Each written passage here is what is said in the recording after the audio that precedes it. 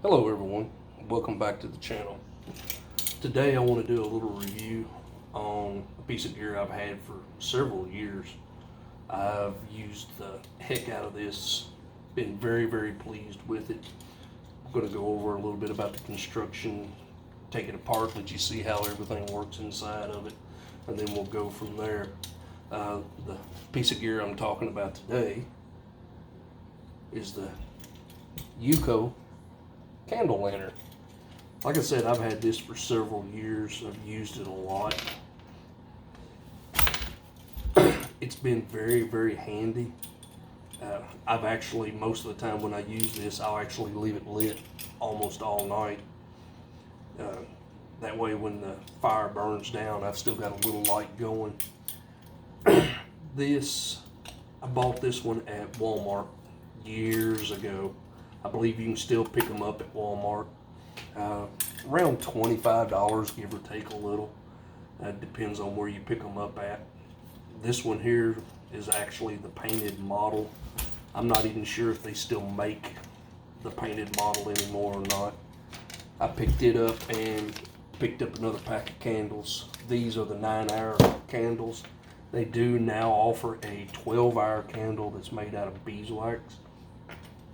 The thing that's so unique about this is, one, the size and the weight, but the other is the construction of how the candle burns, and we'll go over that here in just a second. Start off with the size. It's about 4¼ inches closed and about 6½ inches top to bottom when it's open. It does come with a glass globe in it to keep the wind from blowing the candle out. It also makes it kind of rough to blow it out with it open. I have found the easiest way to do it is to kind of close it down a little and then blow it out. Because if you try to blow in this way to put it out, it's a little difficult at times. The thing that's really unique about this is the way the candle burns and how it goes together. When the candle runs down, and it has a little window in the back of it so you can see how much candle's left. I'll get that up here so you can see it. When you take it apart, this bottom piece turns and it unlocks just like that. Then this piece unlocks. You have a spring inside.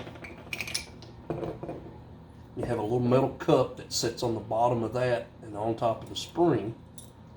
But the thing that's unique is when this candle's in here, if you look at the top of it, the way this is rounded, when you get that pool of wax, unless you do something like I did and turn it over, the wax usually doesn't run down the outside, it stays in there.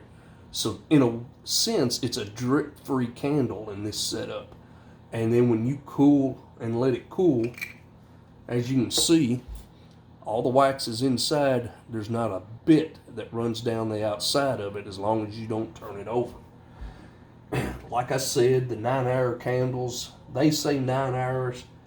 I've let these things burn for 8 hours at a time and it not burn up a whole candle. This one here actually has probably close to 7 hours, 8 hours on a 9-hour candle there. So I guess a lot of it will depend on how much air is actually getting to it. Wind, I would say, would affect that a lot. I've never had one of these burn completely out. Usually when it gets down to about that much candle left, I'll just go ahead and replace it and go from there. The amount of light that this puts out for no more than it is kind of impressive. Now I've got a buddy who's got one of these. He's got one of the older, I believe his is brass, and he said he's had it for probably 15 years or longer. And what he's done with his is the back side of it, he's covered the back side of the globe in aluminum foil in an attempt to make some sort of a reflector out of it. Give me just a second here, we'll light this.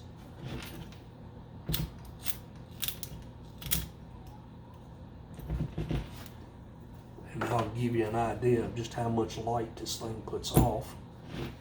Bear with me here for a minute. And it's going to go out. Nope, there we go. I haven't had it lit for a while. Bear with me for a second.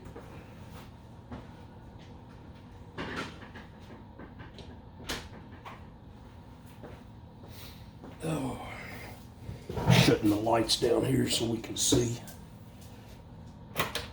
Yeah, whoop, I got that other one burning.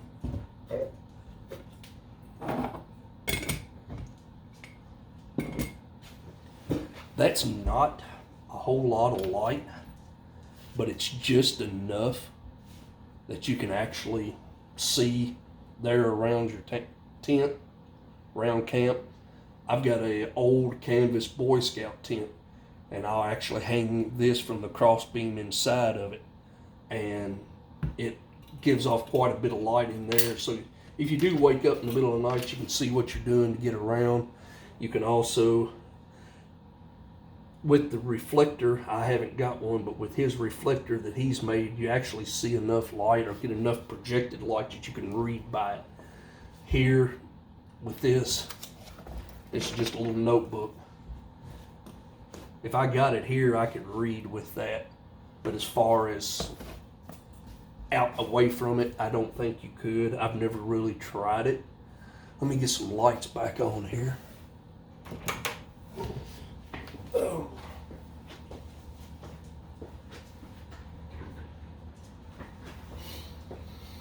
Oh. And let that cool down, because I made the mistake the first time I used it of letting it burn and then try to grab the glass and slide it down. That is a self-correcting incident that you will only do once. Trust me. I had blisters on my fingers for 2 or 3 days. But overall, I'm very pleased with it for what it is. It's not designed to work like a lantern. It's not designed to produce that much light. I do believe now they make one that has either 3 or 4 of those candles in it, and it puts off quite a bit of light. Just a good piece of gear to have, just as some sort of light that you can burn all night long without being very, very, very bright. How I got the wax on the side of that one was I had used it and put it out, let it cool off, closed it up, and tilted it over, and the wax run out of it. So things like that happen. But there you go. Nice piece of gear, lightweight, and very durable. Like I've said, I've had that one. Let me think. This is 2019, and I got that probably around 98 or 99, and have went through, Lord, I couldn't tell you how many of those candles I've burned through it. So definitely built to last, and definitely a useful piece of gear. Well, you all have a nice day. Like, share, comment, subscribe. Thank y'all. See you again.